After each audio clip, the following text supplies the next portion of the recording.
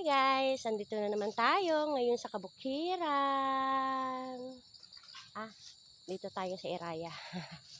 Ayan guys. Naglinis kami ngayong araw. Ito lang muna yung natapos namin. At saka inayos ko rin din yung right of way. Pero hindi pa ho yan yung actual right of way kasi ang sinunod ko lang po yung yung muhon dito na nag-iisa naming nakita doon sa dulo. Hindi ko alam kung kaninong muhon yun, sa akin ba o sa aking auntie. Kasi nag-ayos po ako ng daanan. Nilagyan ko rin ng mga masitas ang likod ng bahay ng tita ko. Ayan. Masitas at saka nilinis na yung daan para magandang tingnan. Bali itong line na to, hindi ko pa sure kung ito yung line nila.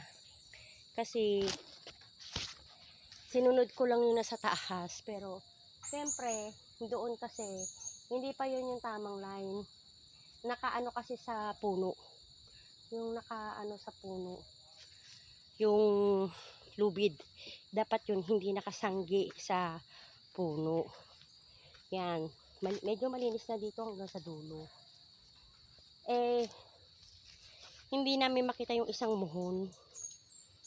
Kaya itong muhon na lang ang sinundan ko muna para gumawa ng bakod para sa tita ko. Masitas. Yan. Kaya kung saan yung muhon, kaninong muhon to, hindi ko matandaan. Isa-search ko pa sa YouTube, doon sa namin, video. Yan muna ang sinundan ko para makapaglinis ng right of way. Diba? Ang ganda. Andito tayo ngayon sa Pampang.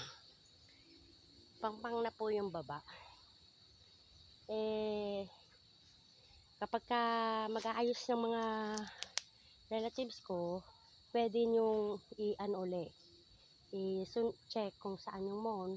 Baka nakapasok sa inyo or nakalabas sa akin or ito.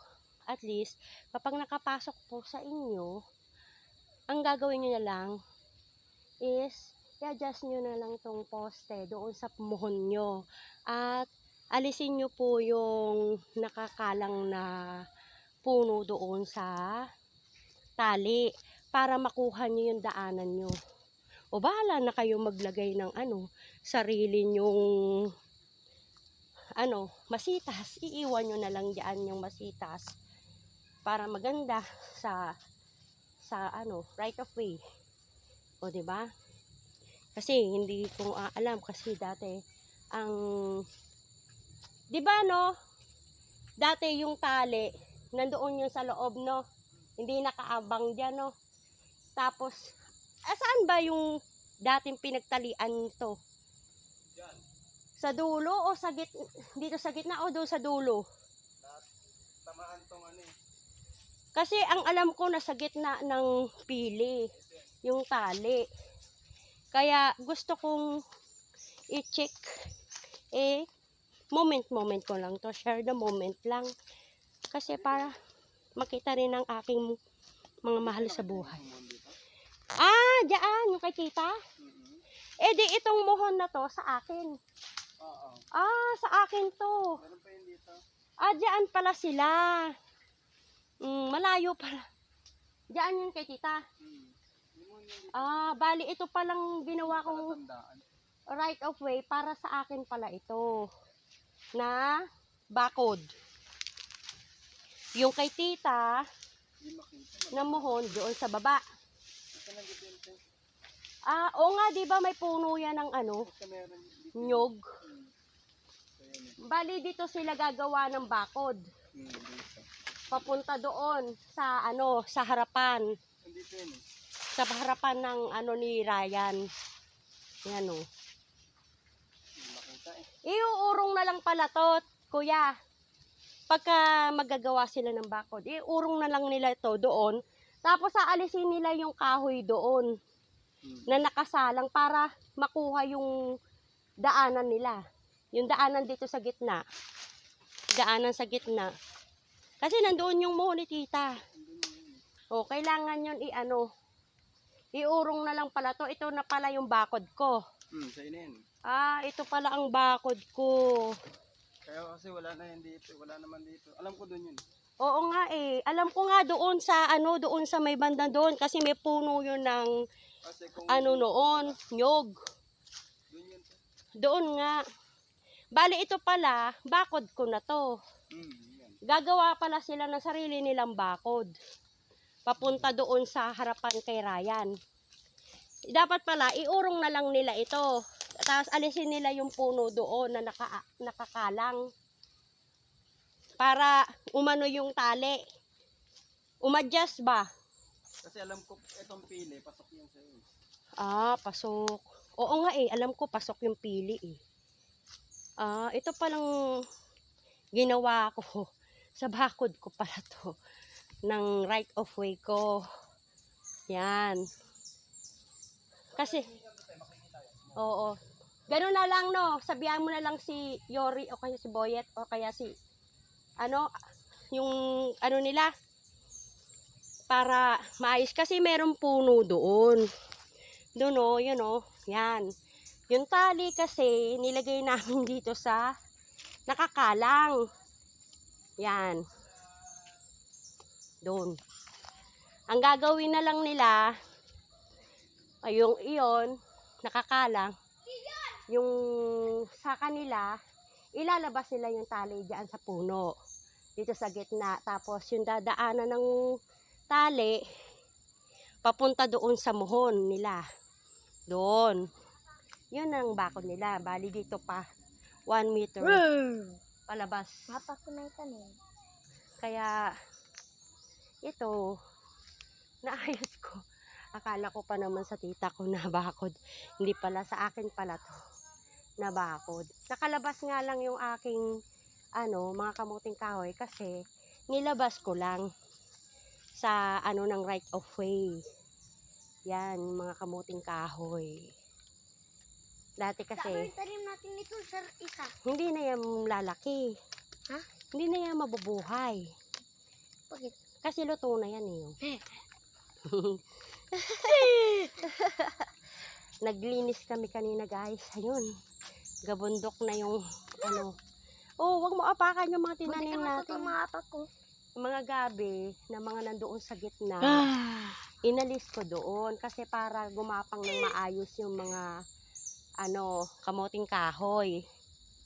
Tapos ito, inayos ko dito yung mga gabi isa-isa. Yung mga tanglad. Yun.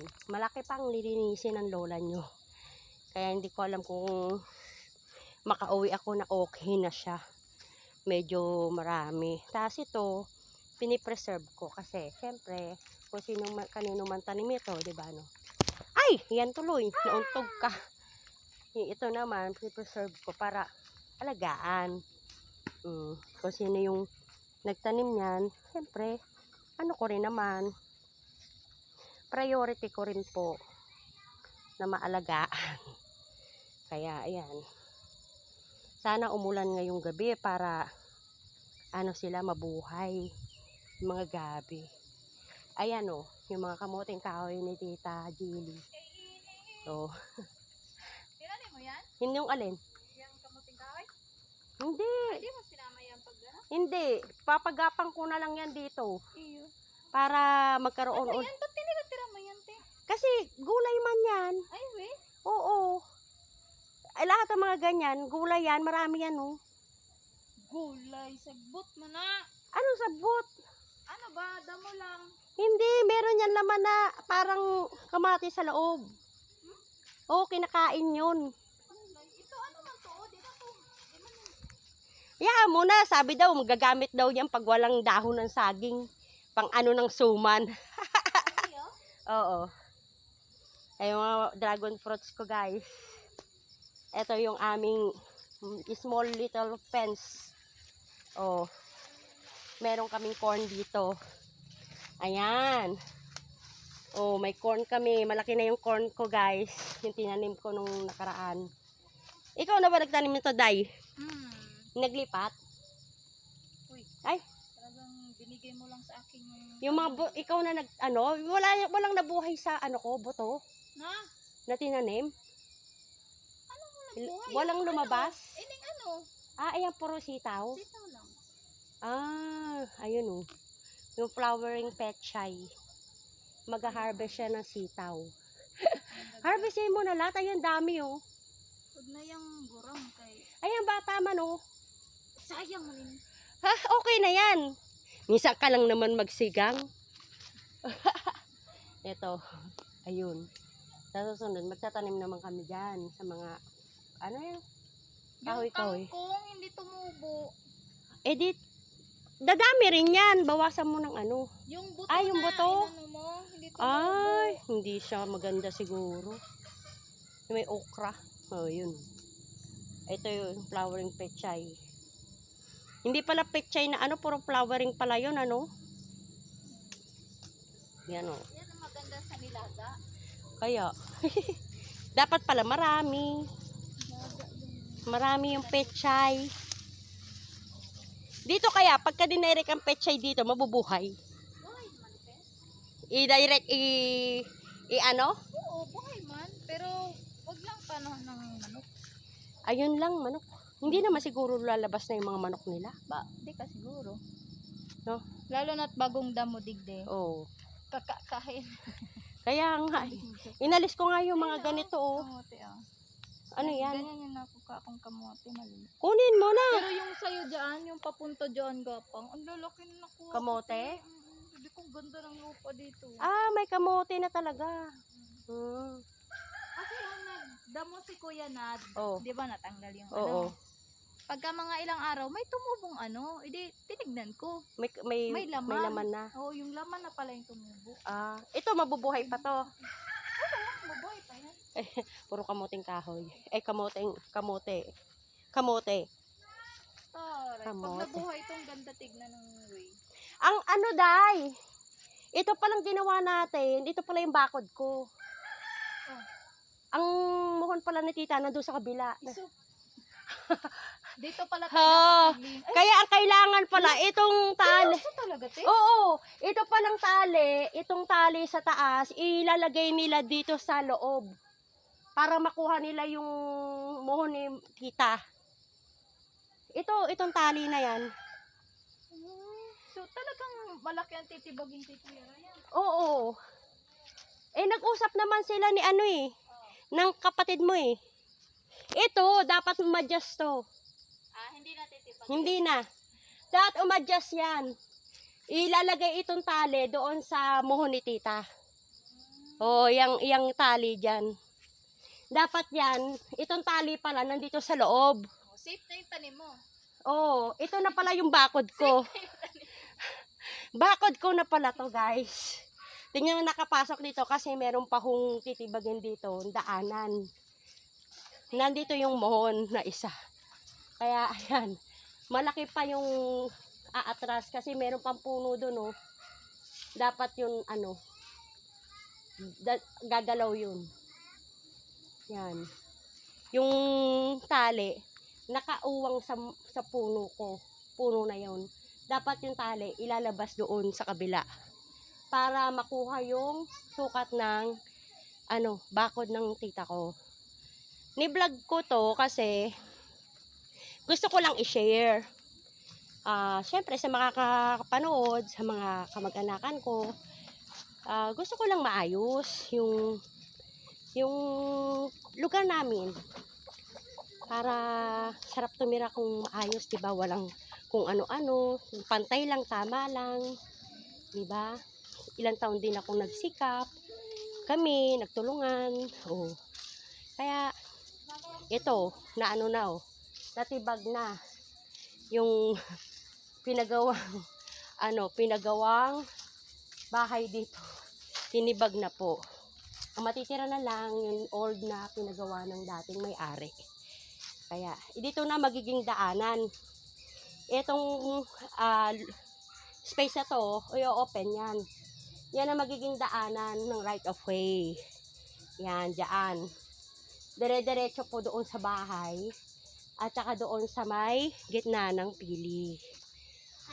Yung right of way naman kasi sa dulo, ang plano ko doon or Dahil 5 naman din yung nakatira doon sa dulo. Siyempre, sa pamilya ko, 3 anak. Yung isa kong pamangkin at yung isa kong pinsan na anak ni Tito Dadoy. Siyempre, share the blessing, di ba? Nagtiwala sila sa akin, bibigyan mo rin ng kahit konting pwesto para kung sinong gustong hanap buhay or tumira dito sa Bicol, may matitirahan. Diba? Kahit mahirap lakarin ng papel, ang mga dokumento, masaya ako na makasama sila. Makasama sila ng mga anak ko in future. Kaya yan, pag naayos to, maganda na may daanan ng sarili dito sa gitna. Yan ang priority ko. Tapos doon naman